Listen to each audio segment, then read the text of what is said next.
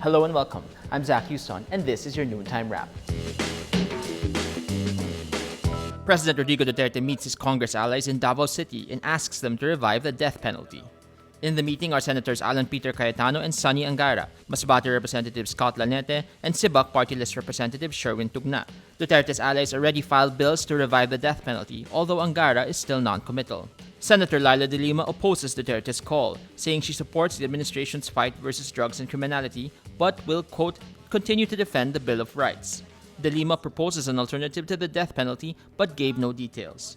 Duterte and De Lima have long been on opposing sides. During De Lima's watch, the Justice Department launched an investigation into Duterte's alleged involvement in the Davao death squad. Duterte in turn threatened to file charges against her for failing to stop drug peddling at the New Bilibid prison. Communications Secretary Martin Andanar says it's going to be a historic week for the Philippines as it awaits several landmark announcements both internationally and locally.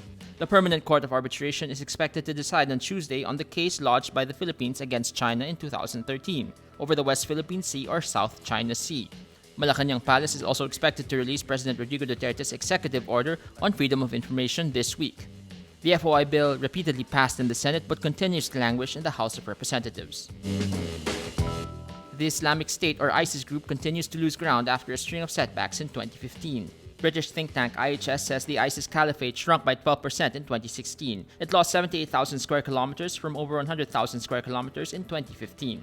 In May, the United States Pentagon said ISIS lost about 45% of the territory it held in Iraq and between 16% and 20% of its territory in Syria. The IHS also says ISIS's revenue dropped from around $80 million a month in mid-2015 to $56 billion a month by March 2016. And that's your noontime wrap. Join us again at 6 p.m. for today's top news.